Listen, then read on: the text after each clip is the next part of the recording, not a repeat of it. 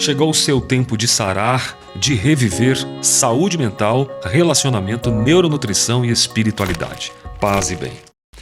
Muito bom estarmos aqui para estudar um pouco sobre essa temática bíblica que talvez vai mexer com a sua estrutura, com a sua forma de ver a palavra de Deus. Eu queria já começar pedindo para você abrir a sua Bíblia em Josué capítulo 7, no versículo 1.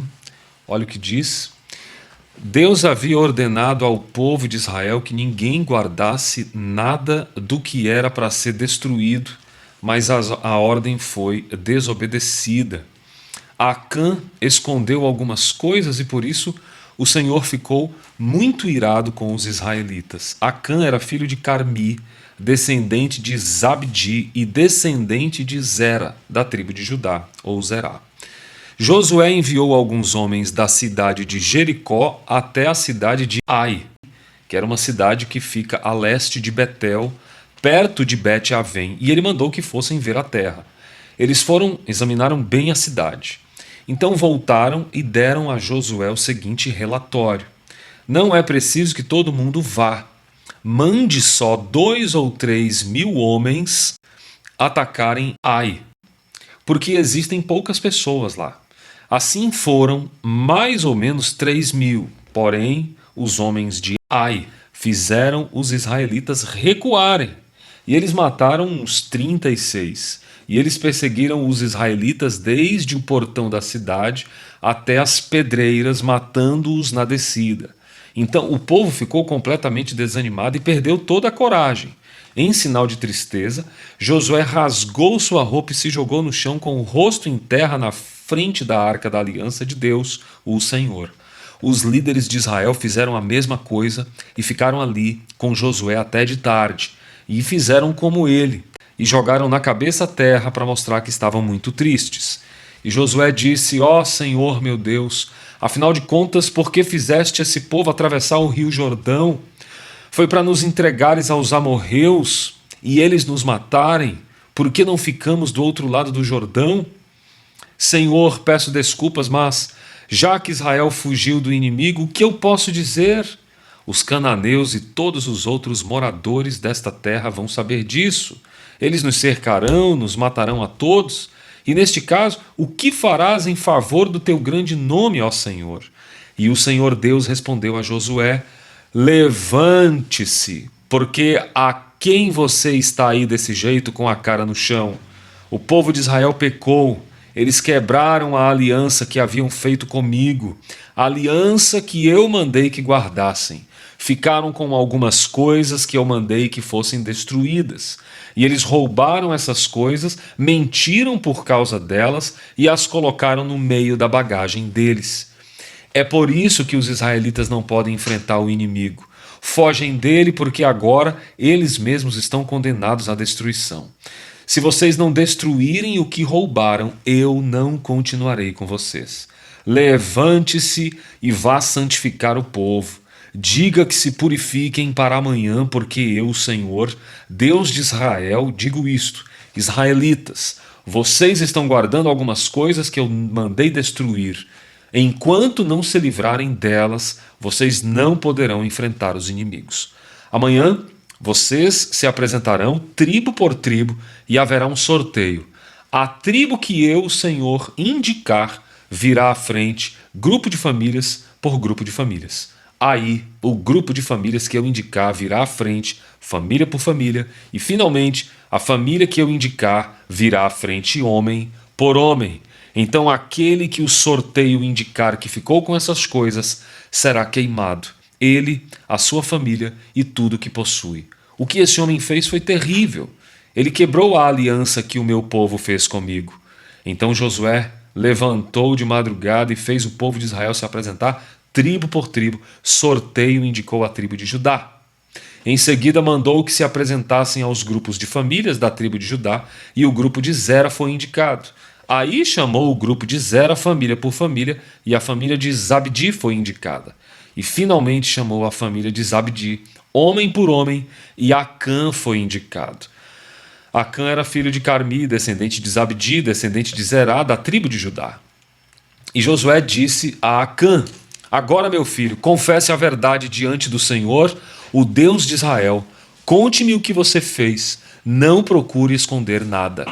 Acã respondeu: sim, eu pequei contra o Senhor, o Deus de Israel, e eu vou contar o que eu fiz. Entre as coisas que pegamos, eu vi uma bela capa da Babilônia. Vi também 200 barras de prata e uma barra de ouro que pesava mais ou menos meio quilo. Eu fiquei com tanta vontade de ter aquelas coisas que eu guardei para mim. Estão escondidas, enterradas na minha barraca, e a prata está por baixo. Então Josué mandou alguns homens que fossem depressa até a barraca, e eles, de fato, acharam as coisas enterradas e a prata por baixo. Tiraram as coisas da barraca, levaram a Josué e a todos os israelitas e puseram tudo na presença de Deus, o Senhor. Aí Josué e todo o povo de Israel pegaram Acã, a prata e a capa e a barra de ouro, e os seus filhos e filhas, os seus bois, jumentos e ovelhas, a sua barraca e tudo que tinha, e os levaram para o vale da desgraça. E Josué disse: por que você fez essa desgraça cair sobre nós? Agora o Senhor Deus vai fazer desgraça cair sobre você. E em seguida o povo todo matou Acã a pedradas. Eles apedrejaram e queimaram a sua família e tudo o que ele tinha. Bom, leitura forte, como eu fiz para você de uma forma muito intensa, né? Quando a gente fala de Josué capítulo 7, esse estudo, essa ministração, essa pregação, eu já faço ela há algum tempo e ela é sempre muito intensa porque ela é extremamente voltada para a vida real. Nós estamos falando de um contexto de Velho Testamento. Josué capítulo 7 vai narrar um momento que é muito crítico para Israel. Você nota que nós estamos falando de uma derrota onde necessariamente tínhamos tudo para ganhar, não é verdade? E nesse momento crítico, logo após a conquista de Jericó, e você sabe da história, nós falamos em aulas anteriores, o poder das trombetas, o poder da voz, o homem na sua colocação, um homem chamado por Deus, assim como Acã estava ali num cenário de desobediência, né? Leitura forte, essa ministração. Há algum tempo eu já falo sobre Josué capítulo 7, porque eu acho assim de uma estrutura muito direta para a nossa realidade, para a nossa vida. Então, nós ministramos isso na igreja quando a gente vai ministrar ou pregar sobre essa temática. Nós temos um povo inteiro que pode ser beneficiado, cada um da qual a sua responsabilidade, o seu pecado encoberto revela. Entretanto, quando eu trago isso para um contexto de homens, como ferro afia o ferro, nossa mentoria para homens, tem um processo muito delicado em cima disso, porque nós estamos falando de uma figura que tem uma representatividade sobre a família. Não estou dizendo aqui que necessariamente o seu pecado, a sua família sofrerá pelo seu pecado, mas nós também não podemos esconder que nós temos um Deus, ainda que em tempos de graça, por intermédio de Jesus Cristo, seu Filho, nós temos que perceber que o olhar, a ganância de Acã desobedeceu a Deus, escondeu bens para si, bens que deveriam ser destruídos, um espólio, né? Era um espólio que deveria ser destruído. Então, por causa desse pecado oculto, Israel sofreu literalmente uma derrota humilhante, venhamos combinar, né? Contra a cidade de Ai. E Deus revelou o pecado oculto que causou tudo isso para Josué. Ele denunciou inclusive o transgressor de forma familiar. E após o castigo de Acã, acredite, você vai ver nos capítulos 8 em seguida, Israel volta a vencer. O contexto aqui histórico é muito importante porque você tem um povo, o povo de Israel, que estava sobre uma aliança com Deus. E a aliança dizia claramente obediência total. Especialmente na guerra contra povos pagãos, onde os bens deveriam ser consagrados a Deus. É isso, tá? Em hebraico tem um termo que se fala erem, uma palavra que tem a ver com coisa dedicada, né? Algo dedicado a. Então, tem uma significância forte. Então, tem a ver com destruição, tem a ver com consagração a Deus, né? Geralmente para ou destrói ou consagra. E essa desobediência específica de Acã é uma quebra de santidade e de fidelidade em um momento que não cabia de forma alguma isso, não é verdade? Então, o que é que trouxe para a comunidade de Israel? Uma consequência de derrota. Anote isso. Tem algumas chaves importantes que a gente tem que falar sobre o hebraico aplicado aqui. Eu queria que você lembrasse, a gente está falando de um transliterado, né, o hebraico transliterado, um hebraico que se consegue perceber. Por exemplo, Erém. O Erém tem a ver com consagração, destruição total, está embutido no texto. Chatá, que é pecado, erro, falha, significa errei, o alvo foi errado. Pecado é exatamente isso. Errei o alvo. Pechá, que tem a ver com rebelião, transgressão também.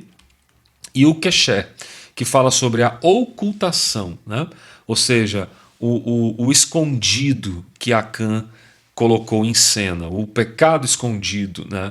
O quexé. E essa ocultação são termos, assim, pelo menos 4 termos que eu quero que você perceba que estão conectados com a vida real que eu comentei no início aqui da nossa explanação. Tem a ver com a vida real. Tem a ver com a vida de todo homem que esconde o pecado. E Deus revela o pecado por um propósito de aliança com Israel. Erem Chatá, Pechá e Quexé. Então, o que Deus coloca aqui em alto grau, né, que me deixa saltar do coração? No capítulo 7, no versículo 11, claramente Deus vê o pecado escondido. Deus diz a Josué: Israel pecou. Israel pecou. Não foi Acã. E eles também quebraram o pacto nesse sentido, né? Então foi o que Deus coloca ali. Israel pecou e eles quebraram o meu pacto, que eu lhes ordenei e que tomaram para si parte do Erém. E furtaram, mentiram, puseram entre as suas coisas furtadas. Então, naquele momento, quem denuncia o pecado é o próprio Deus. O pecado oculto, né? Mas não apenas o ato, mas o encobertar do pecado. O fato de estar encoberto, que isso gerou o dano coletivo. Esse é o contexto. Agora tem alguns simbolismos aí que eu quero deixar aqui para você. Primeira coisa, no simbolismo atual, né? O pecado encoberto. Vamos lá. Acã escondeu aquilo que para ele era vergonhoso, ao mesmo tempo proibido. E ele sabia disso, por isso escondeu. Primeira coisa, a gente esconde aquilo que a gente sabe que é errado. Então sabe-se que é errado. Mas por algum motivo, como no texto ali para você gosta. Isso te dá prazer. Você desejou ardentemente isso. Então, muitos pecados hoje são escondidos pelo desejo. A mentira, a traição, o vício, a desonestidade, injustiça e por aí vai. Então, mesmo que ninguém está vendo, claramente Deus vê. E isso aqui é onde eu quero acentuar com você. Eu queria que você pudesse agora olhar para dentro do teu coração, rever o teu pecado e olhar para isso e encarar a primeira grande fase dessa transformação masculina. Eu estou fazendo isso aqui especialmente para homens, que faz parte do nosso projeto Como Ferro a Fio Ferro, mentoria para homens de alto valor. Então, esse contexto do Deus que vê o teu pecado é um Deus que vê o pecado pelo Velho Testamento num tempo onde a punição, fruto da desobediência, era válida. No tempo da graça, nós temos Jesus Cristo, tá? E é algo muito significativo que eu quero deixar para você aqui. Eu e você, nós vivemos no tempo da graça. E esse pecado, no tempo da graça, ele é encarado de outra forma, ainda que o Deus de Israel esteja envolvido nisso. E eu quero colocar para você algumas questões disso, mas daqui a pouquinho a gente vai falar sobre a visão do Novo Testamento, a visão cristã, cristocêntrica sobre esse pecado oculto, ok? Bom, essa ideia do pecado, Deus vê o pecado e impacta um povo inteiro a um chamado que, ao meu ver, é extremamente pesado. É extremamente pesado. Deus vê e impacta uma nação por um indivíduo só. Toda uma nação, Alex, toda uma nação que ele lidera, toda uma nação, toda uma família, todo o círculo social do pecado, do homem está envolto ao pecado. Então, para homens e chefes de família, isso aqui está claro. Vai fazer você lembrar da sua casa, da sua liderança, do seu trabalho na comunidade, da sua responsabilidade especial, da sua integridade. Quantas vezes deixamos de ser transparentes? Não para com os homens, para com Deus. Confessa esse pecado diante de Deus. Um pecado oculto do líder pode derrubar uma nação inteira. Nós temos visto isso no nosso país, nós temos visto isso em países que não colocam o Senhor Deus, o Senhor Deus de Israel, como Senhor da sua nação, a sua casa, o seu ambiente, sua equipe. Tudo isso tem a ver com um universo espiritual que, como cristãos, nós cremos nisso. Nós cremos. O líder que ignora, o líder que encobre esse pecado, que tenta esconder erros de Deus, coloca em risco uma estrutura total que ele lidera. Entende? Então, a queda de Israel para Ai, no território, para mim, deixou uma reflexão muito forte sobre a consequência de toda desobediência oculta. E essa denúncia e correção, ela partiu do olhar de Deus. Veja bem, Deus não apenas está vendo uma denúncia ali, né? Ele está vendo uma correção, uma forma de corrigir e voltar a fazer com que Israel vença as suas batalhas e ganhe os seus desafios. Então a justiça, nesse sentido, é necessária para restaurar esse desequilíbrio que se enveredou por Israel. Então, da mesma forma que na vida pessoal, na nossa vida familiar, né, muitas vezes o pecado oculto ele precisa vir à luz, ele precisa ser confessado, ele precisa ser tratado. Procure pessoas para você confessar, você vai ver como é leve confessar o pecado, trazer à luz e tratar, obviamente, de consequências que são muitas vezes irreversíveis. Evite consequências maiores, confesse, traga o pecado à luz. Você vai perceber que Deus vai colocar pessoas no seu coração que sabem que isso acontece. É humano, Jesus esteve nesse corpo corruptível, a carne é corruptível, né? Então, uma exegese aqui importante, né, no capítulo 7, que muita gente fala sobre isso, eu quero tentar ser bastante objetivo, né? Mesmo que a gente está falando aqui de um hebraico transliterado, né? A transliteração vai ter uma tradução aí no versículo 11. Olha só, o versículo 11 vai dizer: Israel pecou e revelou uma rebelião contra mim e profanou a minha aliança que eu ordenei. Tomou da essência do homem, roubou, mentiu e colocou no meio do Herém. Então essa palavra de revelar tem uma nuance de tornar evidente algo que está oculto. Revelar é isso, como o pecado escondido que veio à tona pela derrota. Por que fomos derrotados? Então uma aplicação prática aqui, tá? Um resumo importante para você pegar. Deus observa o pecado. Grava isso. Especialmente aqueles que a gente tenta esconder. Acã escondeu o seu pecado, que eram os bens proibidos. Toda uma nação sofreu porque tinha uma aliança.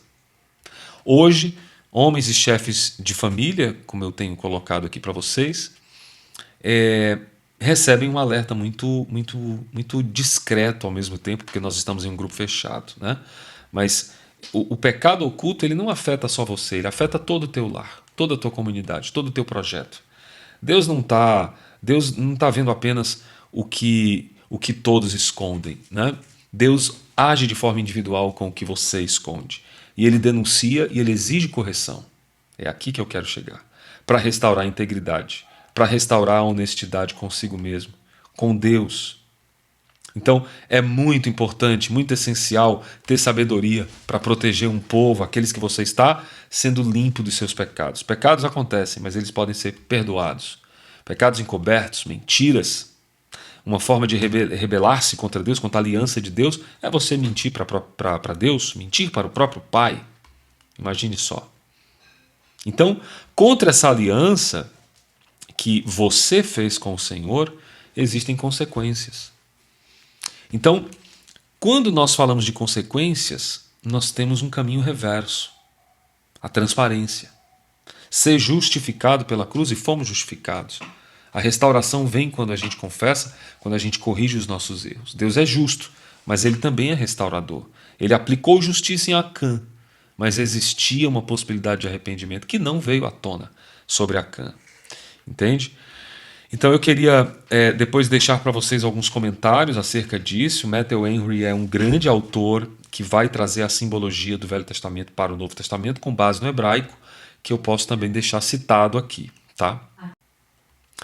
Então, esse contexto é uma das mais importantes com a visão do Velho Testamento, né? Agora, no contexto do Antigo Testamento, você tem esse Deus que vai trazer a justiça acima de tudo, né? No contexto do Novo Testamento, especialmente numa perspectiva de graça em Cristo Jesus, é de um entendimento assim extremamente amoroso. Você vai ver por quê. Nessa estrutura, né, sobre a luz do Evangelho. Então, o tempo da graça, que é o tempo que nós vivemos, o pecado oculto, ele é sério, ele continua sendo sério, continua sendo encarado de uma forma muito diferente do que no tempo de Josué, no tempo do Antigo Testamento. Embora o Deus de Israel é o mesmo Deus, esteja envolvido hoje, ontem, amanhã e eternamente, tá? Embora o Deus de Israel, o mesmo Deus, esteja envolvido e continue vendo tudo, a forma como ele lida conosco mudou muito com a vinda de Jesus. Então, Jesus é a chave que muda completamente essa percepção e esse aprendizado entre o que aconteceu no Antigo Testamento com Acã e o que acontece comigo e com você hoje. No Antigo Testamento, o pecado, principalmente o pecado oculto, trazia algumas consequências muito imediatas, né? Coletivas, inclusive, como a derrota de Israel em Ai por conta da desobediência de Acã. Deus agia com justiça, exigia correção. Deus, obviamente, sabia que a santidade do povo era fundamental por conta dessa aliança que existia, né? No tempo da graça, nós temos a possibilidade de receber perdão pleno, de receber restauração por meio de uma fé que é a fé em Cristo Jesus. Então, o pecado oculto, ele não deixa de ser sério por isso, tá? Mas nós conseguimos descobri-lo, né? Revitalizá-lo e trazer isso para um impacto menos negativo na nossa vida, porque temos uma esperança. Eu queria até que você repetisse: eu tenho esperança. A minha esperança é Cristo Jesus. Os meus pecados podem ser confessados e perdoados em Cristo Jesus, e onde abundou o pecado, superabundou a graça. Então, temos essa esperança, esse poder para confessar, para se arrepender e sermos transformados. Não mais pela condenação. Queridos, não mais pela lei que condena, mas pela graça que salva. Grava isso. Então, nós vamos ter que olhar para uma visão de Novo Testamento mais cristocêntrica sobre o pecado oculto da graça, né? Essa confissão, essa liberdade em Cristo. Então, eu quero deixar claro para você que o pecado é exposto pela luz de Cristo. Eu queria que você abrisse em Efésios, capítulo 5, versículo 13, que você vai perceber que tudo o que é exposto pela luz torna-se visível. Claramente, o apóstolo deixa claro isso para os Efésios. Tudo que é exposto à luz torna-se visível. E claramente, Deus é luz. O Senhor Jesus é luz. Tá? Romanos capítulo 6, versículos 1 e 2 vai falar: a graça não é licença para continuar no pecado. A graça não é licença para continuar no pecado. E em 1 João, capítulo 1, versículo 9, a confissão e arrependimento vai trazer perdão, vai trazer cura para você. Anote isso, medite sobre esse contexto, tá? Líderes espirituais, então, familiares, são homens que precisam ter transparência, precisam ter humildade diante de Deus para chegar e colocar-se diante do Espírito Santo, que vai guiar sua vida, que vai trazer verdade, que vai fortalecer o seu coração para você vencer o pecado. Amém por isso? Peça ajuda a Deus e eu tenho certeza que Ele vai fazer algo extraordinário na sua jornada. Tudo bem? Vamos fazer depois os próximos capítulos do nosso processo de mentoria, mas eu queria deixar aqui para você uma oração especial ao seu coração e eu peço que você curve sua cabeça em reverência ao Senhor. Pai, muito obrigado por esse tempo especial da qual o Senhor nos dedicou e trouxe aqui cada homem para fazer parte dessa jornada de transformação de dentro para fora, desse tema que é tão forte, tão presente, tão casual, que é o pecado encoberto.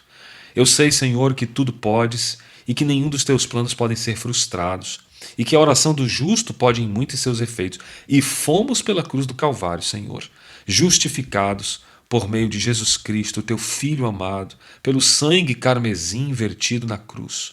E eu peço ao Senhor um temor da parte de Deus por cada homem que ora comigo nesta hora, e que este homem seja confrontado, Que este homem seja colocado agora sob a luz do Senhor e que as portas sejam quebradas e que todo principado e potestade caiam por terra agora e que eles sejam restaurados pelo poder da palavra de Deus.